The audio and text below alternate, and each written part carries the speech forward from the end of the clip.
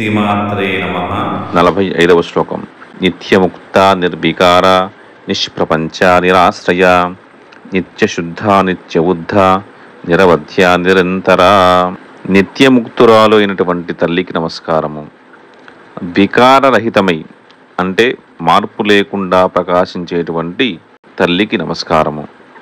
బ్రహ్మాండాలకు అతీతంగా తేజరిల్లేటువంటి తల్లికి నమస్కారము. సర్వానికి తాను ఆశ్రయమైన తనకంటూ వేరే ఆశ్రయం లేని తల్లికి నమస్కారము. త్రికాలాలలోనూ మాలిన్యం లేకుండా నిత్య శుద్ధురాలైన తల్లికి నమస్కారము. ఎల్లప్పుడూ జ్ఞానస్వరూపిణి అయి ఉన్నటువంటి తల్లికి నమస్కారము. దోషరహితురాలైనటువంటి తల్లికి నమస్కారము. అభిన్నమైన శాశ్వతమైన అఖండ స్వరూపిణి అయినటువంటి తల్లికి నమస్కారము. 46వ శ్లోకం. నిష్కారణ నిష్కళంక నిరుపాధరందరీశ్వర నీరాగారాగమథని నిర్మద మదనాశిని. ఈ సృష్టి అంతటికీ తానే కారణమై తనకంటూ మరొక కారణం లేని తల్లికి నమస్కారము. పాపము లేనిది భేదబుద్ధి చూపనిది అయిన సర్వేశ్వరి కావున తనకంటూ ఈశ్వరుడు లేని తల్లికి నమస్కారము. కోరికలు లేకుండా ఉండేటువంటి తల్లికి నమస్కారము. భక్తుల యొక్క రాగద్వేషాలను మదించే అంటే నాశనం చేసే తల్లికి నమస్కారము. మద గర్వరహితురాలైన తల్లికి నమస్కారము. తన భక్తులలోని గర్వాన్ని నశింపజేసేటువంటి తల్లికి నమస్కారము. 47వ శ్లోకము. నిశ్చింత నిరహంకార నిర్మోహ మోహనాశిని నిర్మమ మమతాహంత్రి నిష్పాప పాపనాశిని. ఎటువంటి సందేహాలు కలతలు లేని నిశ్చితంగా ఉన్న తల్లికి నమస్కారము. సాత్వికమైన రాజసిక తామసిక అహంకారము లేనటువంటి తల్లికి నమస్కారము. మోహము లేనటువంటిది స్వస్వరూప విస్మరణ అంటే తనను తాను మరిచిపోవటం, చిత్తభ్రాంతి అంటే మానసికంగా భ్రమించటం అనేటువంటి అవలక్షణాలను మోహం అంటారు. భక్తుల మోహాన్ని నాశనం చేసే తల్లికి నమస్కారము. ద్వైత బుద్ధిని నశింపచేయునది అని భావం. ద్వైతం అంటే రెండు, పరమాత్మ జీవుడు అనే భావం లేకుండా చేసేటువంటిది అని అర్థం. మమకార రహితురాలైన తల్లికి నమస్కారము. లలితాంబికను నేను అనే అహంకారం లేని కారణంగా నాది అనే మమకారం కూడా దేని పట్ల లేదట. భక్తుల మమకారాన్ని అంటే నాది అనే భావనని నశింపజేసేటువంటి తల్లికి నమస్కారము. పాపము లేనటువంటి తల్లికి నమస్కారము. భక్తుల పాపాలను నశింపజేసేటువంటి తల్లికి నమస్కారము. 48వ శ్లోకము. నిష్క్రోధ క్రోధ శమని నిర్లోభ లోభనాశిని నిస్సంశయ సంశయగ్ని నిర్భవ భవనాశిని.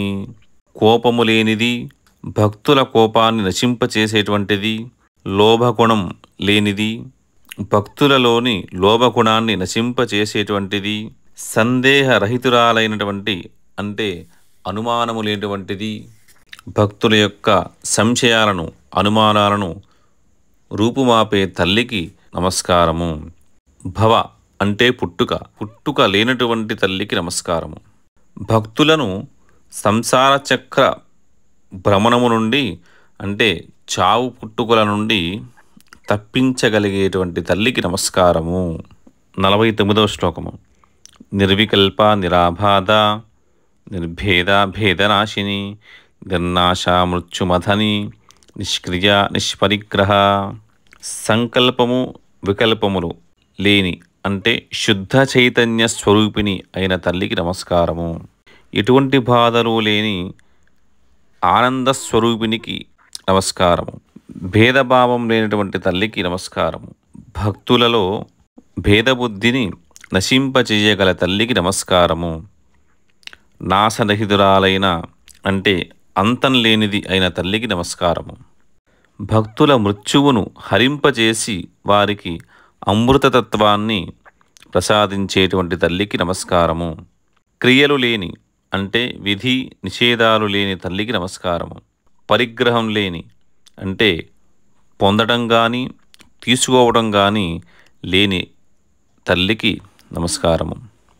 అనగా సమస్త లోకాలలో ఉన్నదంతా ఆమె విభూతియే కనుక, ఆమె అంశమే కనుక లలితాంబికకు పరిగ్రహించడం అనేది లేదని భావం. అంటే ఆవిడ ప్రత్యేకంగా తీసుకోవటం కానీ ఇవ్వటం కానీ అంటూ లేదని భావం. 50వ శ్లోకం. నిస్థూల నీల చికుర నిరపాయ నిరత్యయ దుర్లభ దుర్గమా దుర్గా దుఃఖహంత్రి సుఖప్రద. సాటి లేనిది నల్లని కేశపాశము గల తల్లికి నమస్కారము. ఎట్టి అపాయము అంటే నాశనము లేని తల్లికి నమస్కారము. వినాశనము లేని తల్లికి నమస్కారము. పొందటానికి సాక్షాత్కరింపజేసుకోవడానికి కష్టసాధ్యమైనటువంటి తల్లికి నమస్కారము. చేరడానికి అంటే తనను సమీపించడానికి కష్టసాధ్యమైన తల్లికి నమస్కారము. భీతిని అంటే భయాన్ని తొలగించే తల్లికి నమస్కారము. లేదా దుర్గముడనే రాక్షసుణ్ణి సంహరించినందున దుర్గా అనే నామముతో ప్రసిద్ధి చెందినది అని భావము. అటువంటి తల్లికి నమస్కారము. భక్తుల దుఃఖాలను నాశనం కావించే తల్లికి నమస్కారము.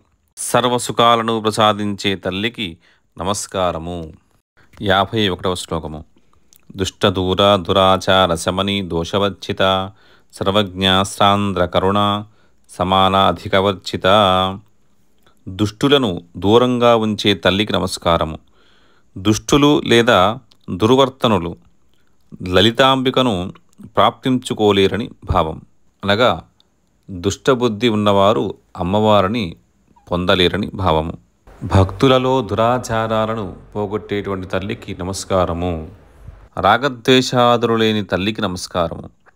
సమస్తమును ఎరుక కలిగిన తల్లికి నమస్కారము. అత్యంత దయాస్వరూపిణి అయిన తల్లికి నమస్కారము. తనతో సమానుడు కానీ అధికుడు కానీ లేని తల్లికి నమస్కారము. 52వ శ్లోకము.